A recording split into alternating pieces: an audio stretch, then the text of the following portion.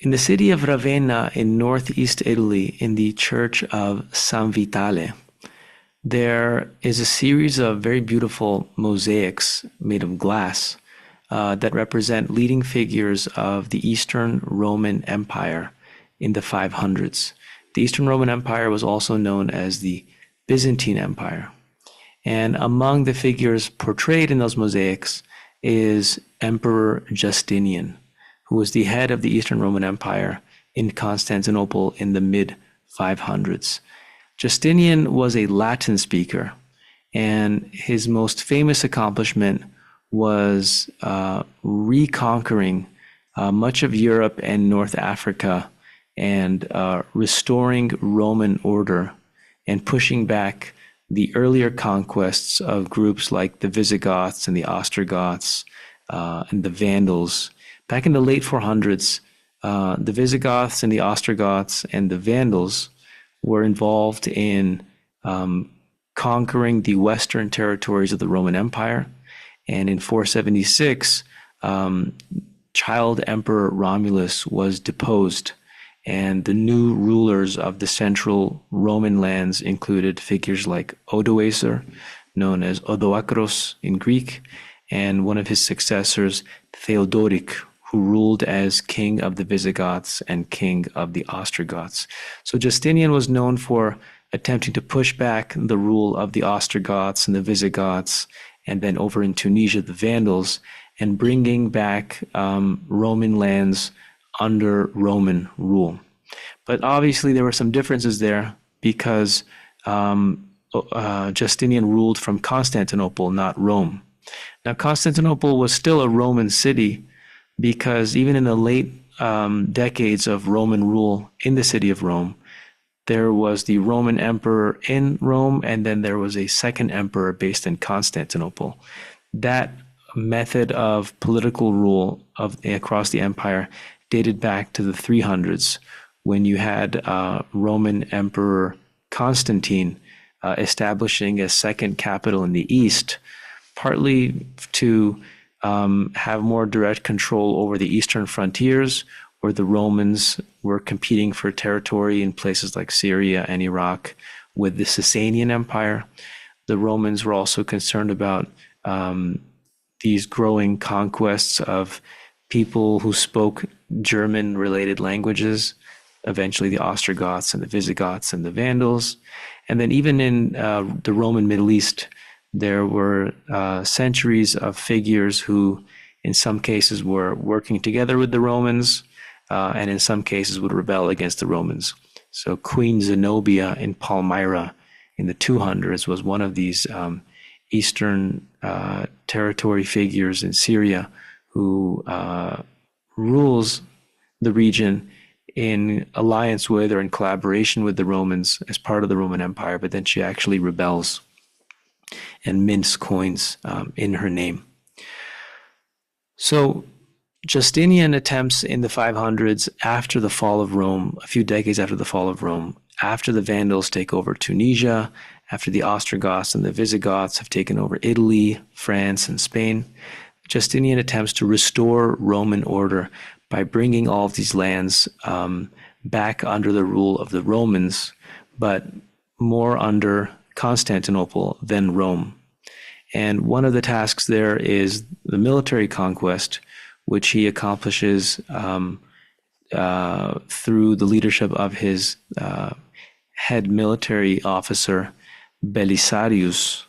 And the other way he seeks to accomplish this restoration of Roman order is by bringing the old Roman ecclesiastical leadership, what is basically the Roman Church, what eventually becomes the Roman Catholic Church in the western half of the empire, bringing their loyalties or directing their loyalties away from Rome and towards Constantinople. One of the reasons Justinian wants to marginalize or sideline the ecclesiastical leadership in Rome is because moving into the 5, 6, and 700s, part of the ecclesiastical Roman leadership, the church, is increasingly participating in growing partnerships with these Germanic language rulers, the Ostrogoths, the Visigoths, but more so the Lombards and especially the Franks. By the time you get to the 700s, Frankish ruler Charlemagne of the Frankish Empire, which controls France, Germany, part of Italy, Charlemagne has now positioned himself as the political patron and supporter of the Roman Church. And he sees and positions the Frankish Empire as a kind of successor to the old Roman Empire. But back in the 500s, Justinian is trying to outmaneuver these figures by making the Eastern Romans, also remembered as the Byzantines, he's trying to make the Eastern Romans the true successors of the Roman Empire by bringing all of Europe, North Africa, and the Middle East under his rule in Constantinople. And that's one of the reasons why in the mosaic you can see this interesting halo behind his head. On the one hand, he is a political and military head of an empire. And on the other hand, he's also a religious figure because he himself is positioning himself as the patron and supporter of the entire Roman ecclesiastical network of bishops and deacons and whatnot. So let's take a look at a picture of this church. So this is the church of San Vitale, and it is a basilica, and it's in Ravenna. And again, the choice of Ravenna in northeast Italy rather than Rome as Justinian's local center of political and religious leadership in Italy is partly connected with his attempt to redirect military, popular, and religious loyalties eastward towards Constantinople and away from the centers of Visigothic, Vandal, Ostrogoth, and later Lombard and Frankish rule. And so inside the Church of San Vitale, you see all these mosaics made of small pieces of glass tile. And the background is often set in gold of different representations of angels and religious figures. The fact that these mosaics are in this style, which is more connected with Eastern Roman and Greek art and visual culture than it is Italian art and visual culture, tells us something about how Justinian was absorbing and supporting and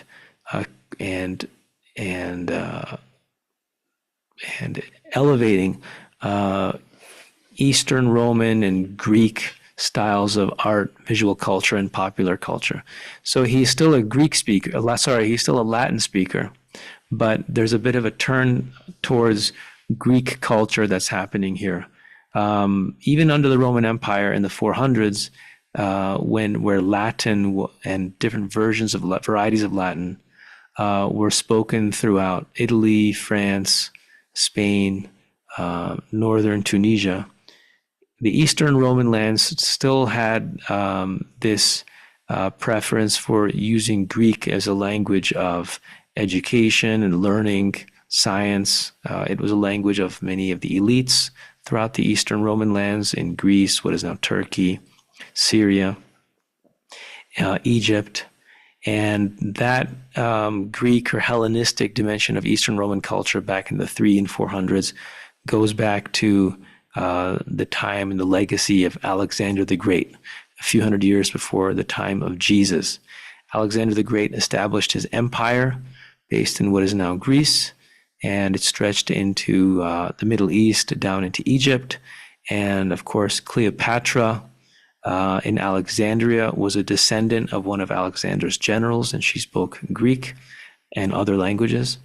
And when the Romans, including Julius Caesar, completed their conquest of the Eastern Mediterranean, they absorbed this Hellenistic Greek language learning and elite culture, and it became part of the eastern half of the Roman Empire's political and culture of learning and science. And so, in many ways, Justinian in the 300s, Justinian in the 500s is becoming a patron of this Hellenistic Greek dimension of Roman culture, and in some ways he's elevating it, even though he's a Latin speaker. By the time you get to the 600s and 700s, you have later Eastern Roman rulers like Heraclius, who are taking the next step of changing the language of administration of the Eastern Romans, also known as the Byzantines, from Latin to Greek. When you get to the early Islamic empires, based in places like Damascus and Syria, including the Umayyads, one of their early languages of administration is in fact Greek.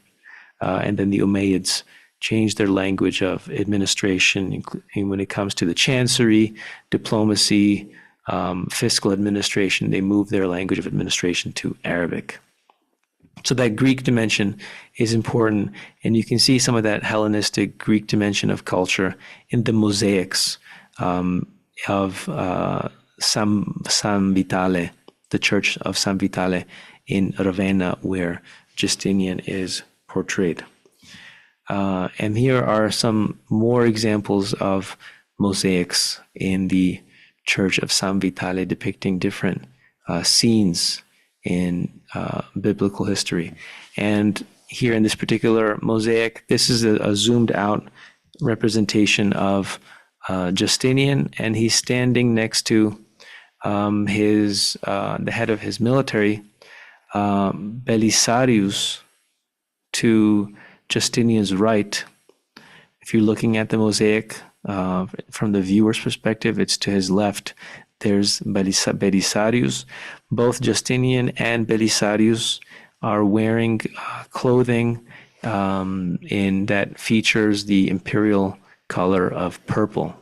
So Justinian is wearing, like Belisarius, Justinian is wearing a long white shirt or a tunic, and over that shirt he wears a purple robe, which from the viewer's perspective on the top left, the purple robe is held onto his white shirt with a brooch that has jewels hanging from it.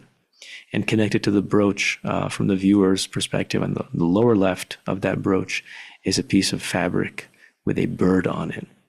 And Belisarius likewise is wearing a long white tunic or shirt, and there's an imperial purple stripe indicating his rank as part of the head of the military. And then further left from the viewer's perspective are certain royal guards. From the viewer's perspective to the right, that's where you have leaders of the Eastern Roman Church, including Maximianus. And Maximianus is the archbishop, the bishop of Ravenna. And this is where you begin to see some of the history of a distinction or rivalry between the Bishop of Rome, who is also the Pope for what becomes the Roman Catholic Church after the 1000s, when Rome and Constantinople have this schism between the Roman Catholic Church and the Eastern Orthodox Church. Maximianus, you can see here, is the Bishop of Ravenna, and there's some early rivalry there between different bishops, the Bishop of Ravenna, the Bishop of Rome.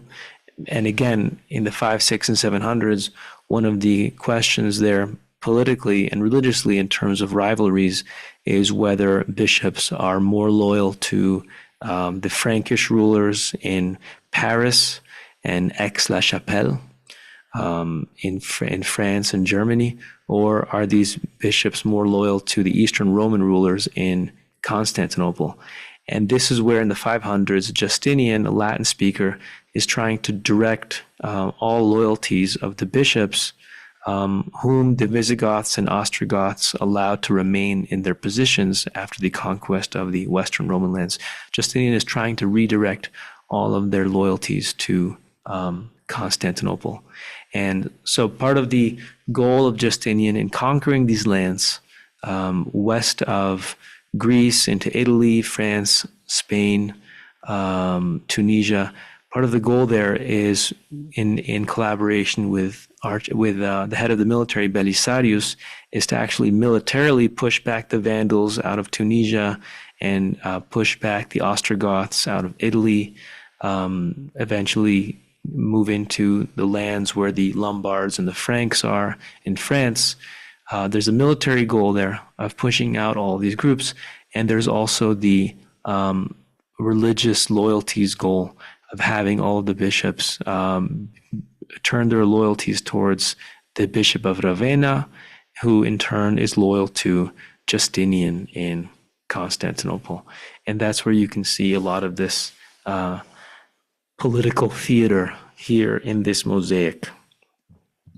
And if we look more closely again at the portrayal of Justinian, that halo again, and likewise that purple imperial robe and that crown with all of its jewels of sapphire, emerald, all of that tells us that Justinian is the head of a military network of leaders and also a religious network of leaders, and he's trying to centralize all of this authority in the position of the emperor of the Eastern Romans in Constantinople. Here's a close-up of Belisarius, who from the viewer's perspective is standing to the left of Justinian. And Belisarius was successful, considered one of the most successful military rulers in Roman and Eastern Roman history, because in the 500s he successfully does capture a lot of central North Africa from the Vandals in what was known as the Vandalic Wars. And he also captures much of Italy from the Goths, the Ostrogoths. And what Justinian and Belisarius do is they reorganize the provinces of the Roman Empire according to something called exarchates. And so there were the old provinces of the original Roman Empire, where you had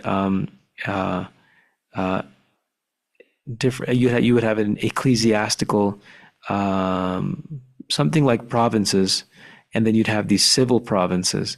And under Justinian, you had new provinces called exarchates, and you had two large ones. One was based in North Africa and Tunisia, and then the second was based in Italy in Ravenna.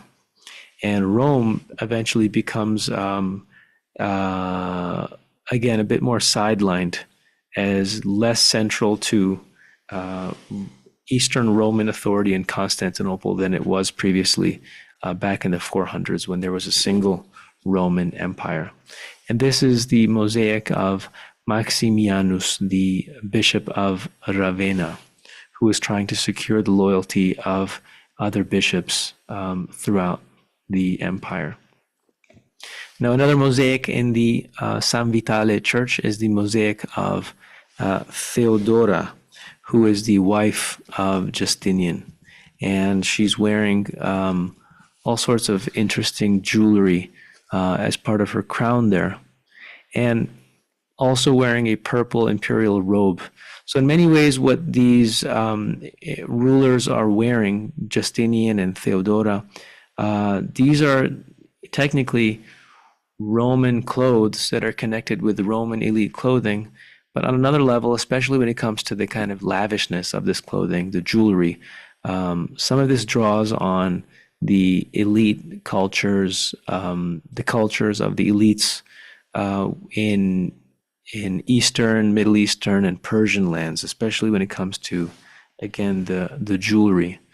And while we don't have the actual crown of Theodora today, we do have different varieties of jewelry that archaeologists have excavated that were made in some of the same imperial workshops.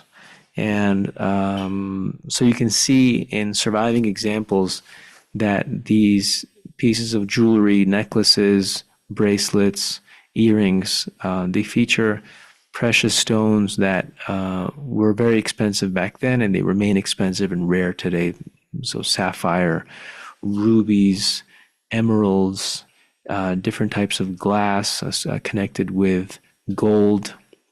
And these are the kinds of jewelry, pieces of jewelry that are depicted in the mosaic of Theodora and likewise Justinian in this mosaic.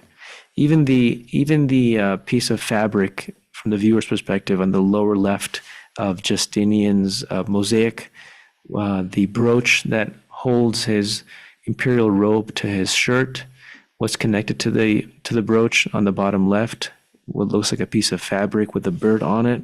Similar types of fabrics or pendants survive today from the Eastern Roman Empire. This is one example.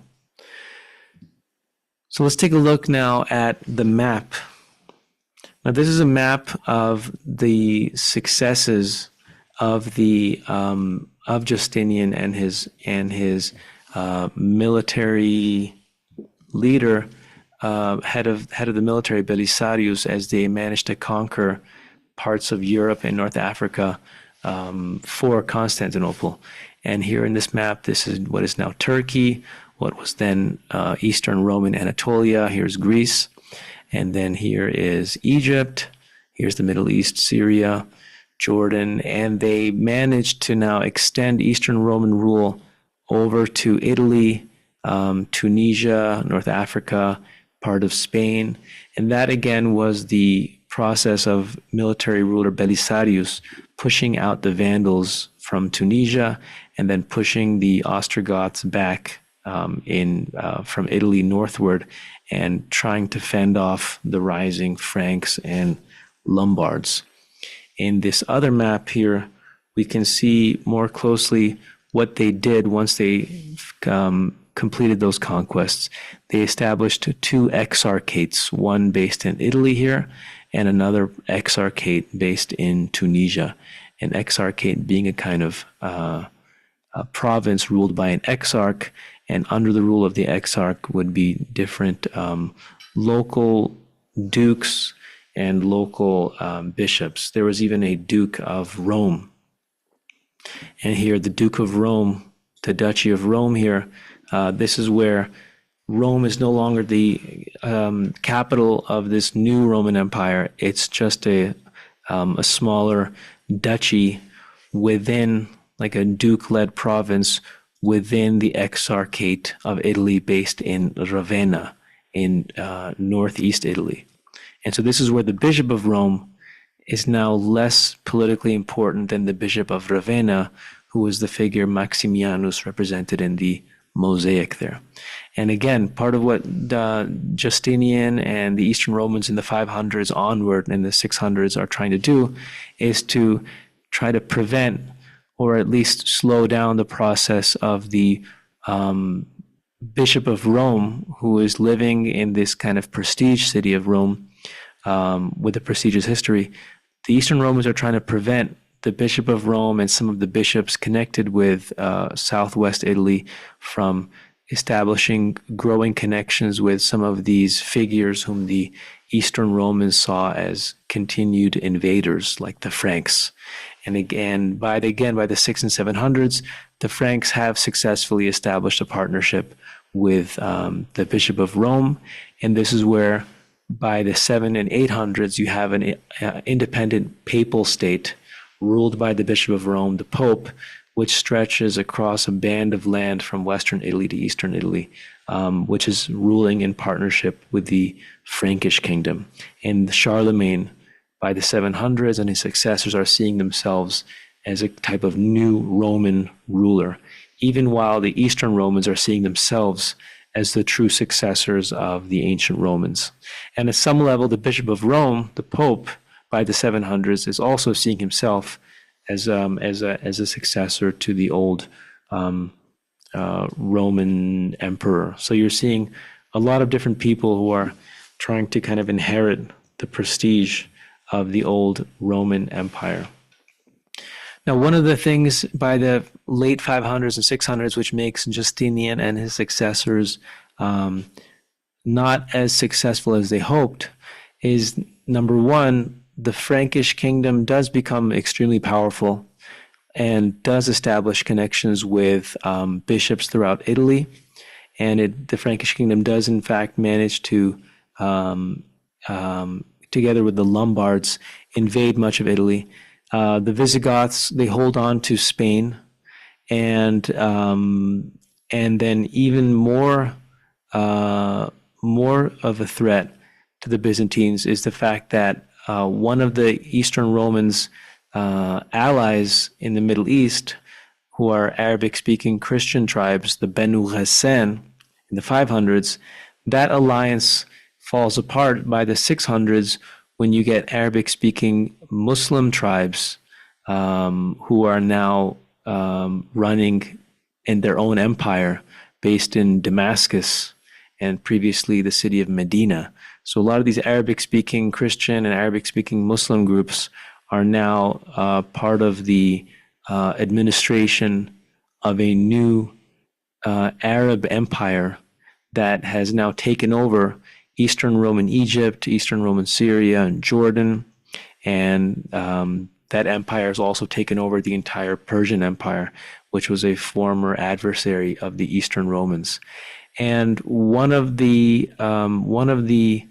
problems that the Eastern Romans were already running into that appears to have facilitated this process of Arab expansion into the Byzantine Middle East is the fact that the Eastern Romans were already running into some problems of loyalty when it comes to Middle Eastern ecclesiastical leadership, because the Eastern Romans in the 500s were still trying to get a lot of the Middle Eastern and Egyptian religious leadership to maintain ecclesiastical loyalty to Constantinople.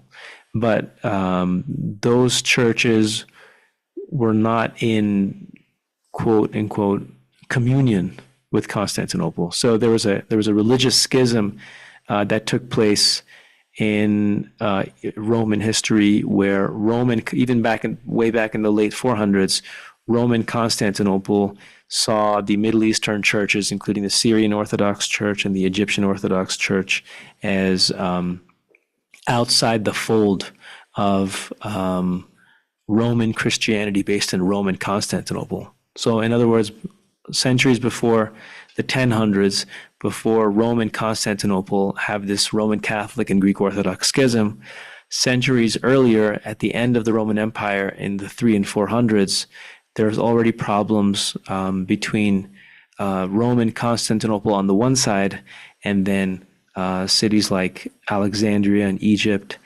Antioch on the borders of Syria, where the Middle Eastern churches, the Syrian Orthodox Church and the Coptic Orthodox Church, they are not seeing eye to eye with Constantinople.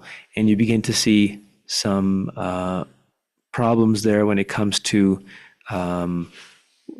Constantinople wanting to install its own Roman ecclesiastical administration, including bishops and deacons in Alexandria and Egypt and in Antioch.